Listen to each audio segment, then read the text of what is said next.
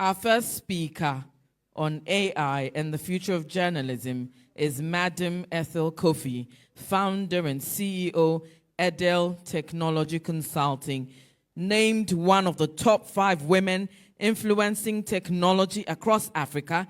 Ethel Cofie is an entrepreneur, author, global speaker, and board chair.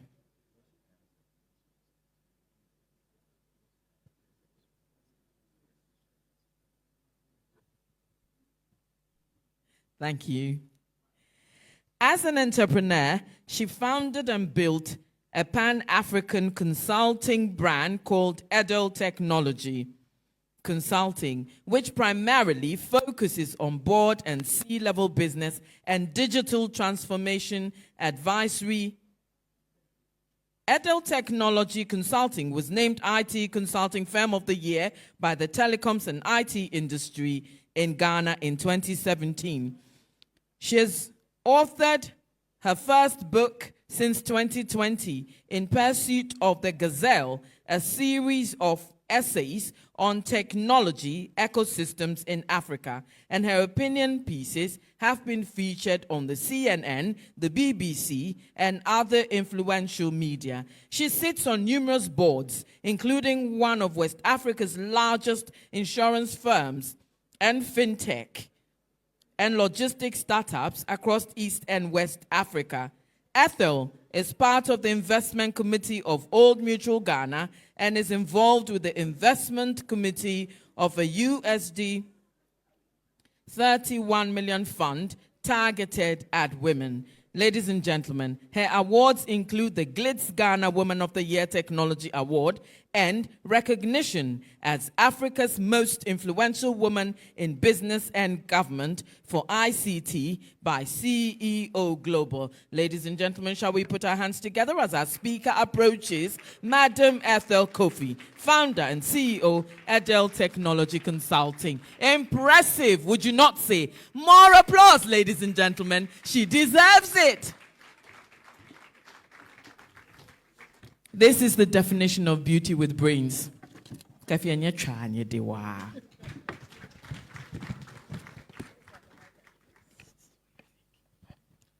evening, everyone. Good evening. So where do we start? Okay. Well, Madam has left, but Madam Minister Fatumatu Abubakar, Mr. GJ President, Mr. Albert Duform, and Madam Chair and my science A mates at Infantiman Girls Secondary School, Madam Baba Cofie, permit me to stand on existing protocols. Thank you for this invitation. It's a privilege and an honor to stand before you today. This milestone celebrates 75 years of excellence in journalism, a profession that has continuously evolved to meet the challenges and changing times. Today, I'm here to discuss a topic that stands at the forefront of this evolution: AI and the future of journalism. Now, I've been told we don't have a lot of time, so I'm going to try and keep it to 20 minutes. And at the 10-minute mark, I beg you, somebody sort of wave so that I can see where to speed up and then where to slow down. Now, because it's AI, because I'm technical and it's AI, I'm always careful that when I speak to non-tech audiences that I don't become too technical and boring. Also, if I am becoming boring, please raise your hands and let me know.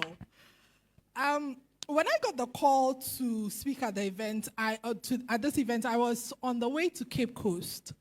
And what was happening at Cape Coast, I had assembled a set of experts who had, the previous month before, worked on developing and building Ghana's first AI curriculum for technical universities. And this trip to Cape Coast was working to validate that curriculum. So it's a very pertinent topic, not just in journalism, in education, in marketing. This is a conversation that's been had everywhere. Now, I was a little worried about, because I kept asking questions about the audience so that I understand where to take it from. But I think the next best thing I did was, when you go and you Google also shows you the other questions people have asked around the topic. So I looked up Google, and I put AI in journalism, and the other questions were, how can AI be used in journalism? So I'm listing the questions. So if I finish and I don't answer the questions, then you can come and meet me afterwards at the back, and we can continue the conversation. So how can AI be used in journalism? Is AI replacing journalists? How is AI being used in news? What are the cons of AI in journalism? How can AI help reporting? How does AI help writers? How can AI help media? How can Chat GPT help journalists? What is the future of AI in journalism? What are the benefits of automated journalism?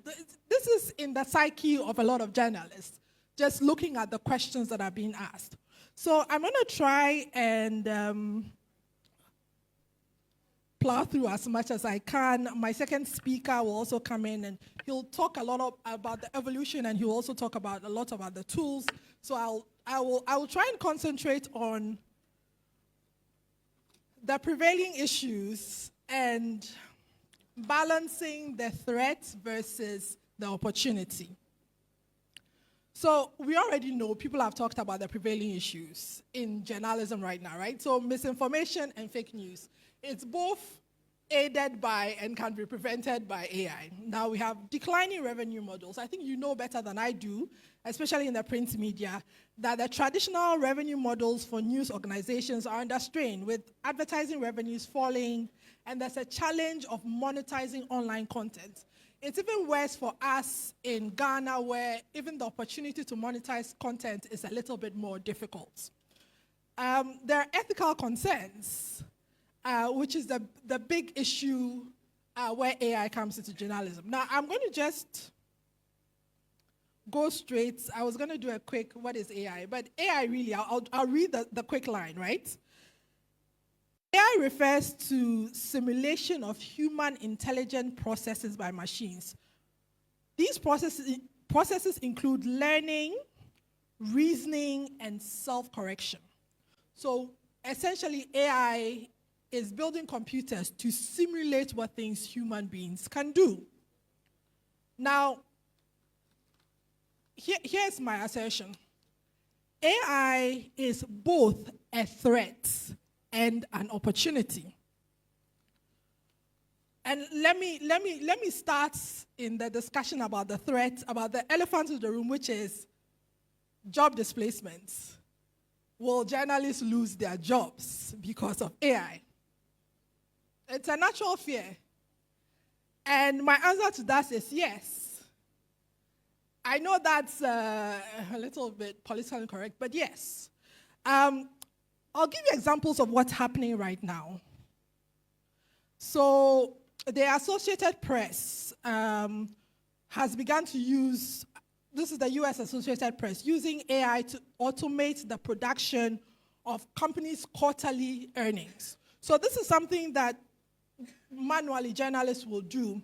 Now, in the time it will take the journalists to analyze the data and do a write-up, AI is able to generate about 150 news items from the bunch of quarterly results.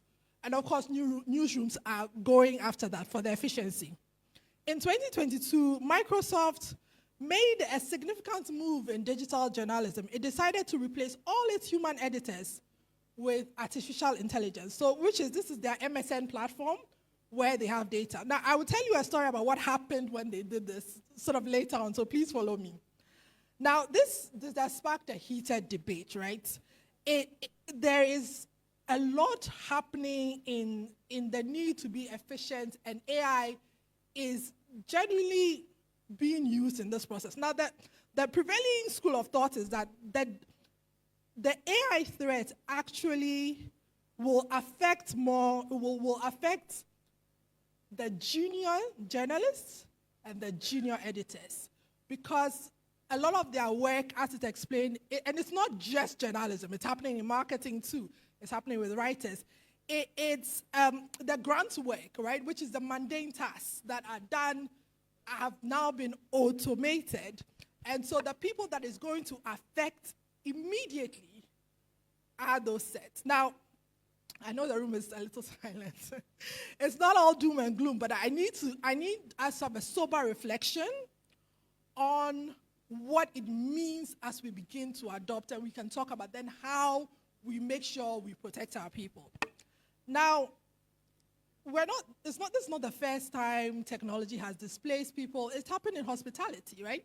When before we had traditional travel agents, and then now we have the booking sites and you can go directly. Travel agents lost their job, but there was opportunity created because now we need people to manage those online systems. We need content creators. Same thing happened with publishing, right? So the decline of print media due to digital publications had led to job losses in printing, binding, and distribution. But it's created for us jobs in digital editing and then like self-publishing consultants. And so my first book was self-published, and we didn't actually even make physical copies. Everything we sold, because I think the audience was also less of the Ghanaian audience. The book was put on Amazon. I used a self-publishing consultant. Hitherto, this was something that did not exist. Now, beyond the threat of job loss, there are other threats. We've talked about it multiple times. The spread of misinformation. AI can be used to create highly realistic fake news and deep fake videos. And I'm sure you've seen them online, where you might not even be able to tell. Okay, thank you. Sorry, I didn't realize they were. Thank you for putting that up. Yes. And so that's a major threat that AI can both create, but also AI can be used to fix. Number two, a 2002 paper by Oxford University argues that the concentration of AI tools and infrastructure in the hands of a few major technology companies, such as Google, Microsoft, and Amazon, might cause a significant issue for the news industry. It risks shifting controls and things, and journalists were able to uncover that. Well, it was hundreds and thousands of documents. It was AI that they used to be able to find linkages, and find, who owns what, who is hiding money somewhere. And that's where AI is a strong bolster for investigating journalists. Also, because of AI's natural language processing. For instance, if you're following a story and part of that is checking emails using if you've got hundreds of thousands of emails and that data processed, AI is great on helping you uncover stories within mountains of data. Right. Now, I've already said that you are going to have to evolve because jobs are going to be lost. So I'm going to go and try and list the new jobs I think that are going to happen, so people are going to have to start thinking about it. So data analysts. So analyze, interpret large data sets, extract insights, uncover stories using AI stories. Deeply investigative journalism. Data visualization experts, using AI to create visually appealing data visually. So what happens now, AI helps you to do it faster and do it better.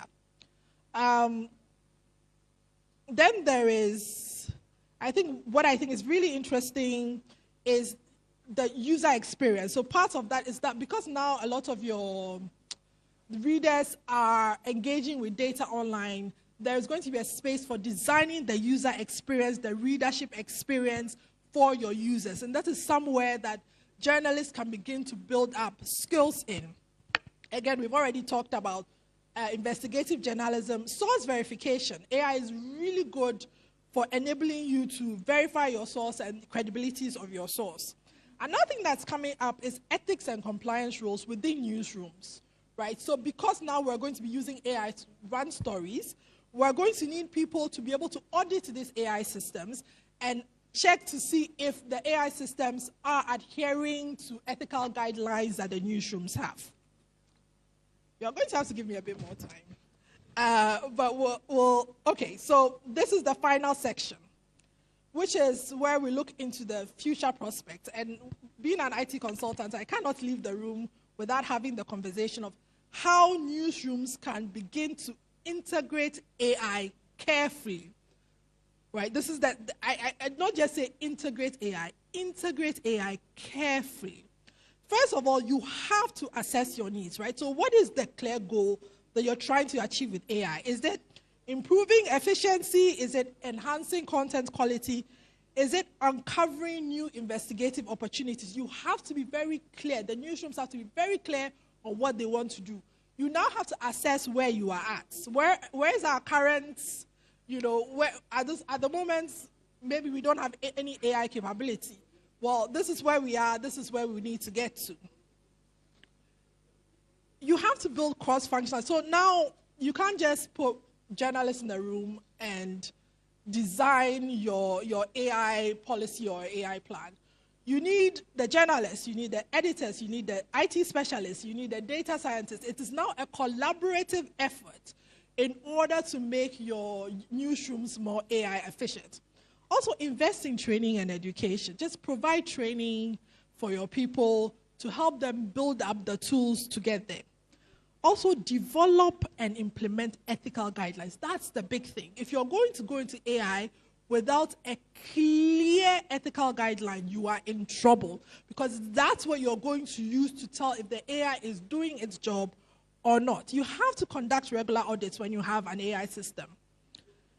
If you're going to start small with pilot projects. Figure out which workflow within your newsroom that AI can help, test that out, evaluate, see if it works for you, then pick the next one. So it's intentional and it's careful, which is why I said AI carefree. Lastly, just monitor and adapt. So regular monitoring is just going to have to be a thing you do. Be flexible and adapt to changes. Flexibility is important. If you realize that the tool is not serving you, it is important to just let go of it and find another tool. So, did I answer the questions that I started with in the beginning? Do you remember the questions I started with in the beginning?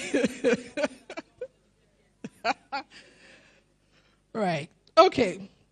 So today, this is the summary of my key points. Today, we've explored how AI is both a threat and an opportunity. It is a powerful collaborator for journalism. It will enhance your work, but it has to be done carefully. Thank you very much for your attention. My name is Ethel Cofie. Our AI platforms vis-a-vis cybersecurity attacks. Thank you. Less paper, our defenses have less paper, and we are moving things online, then the threat level increases.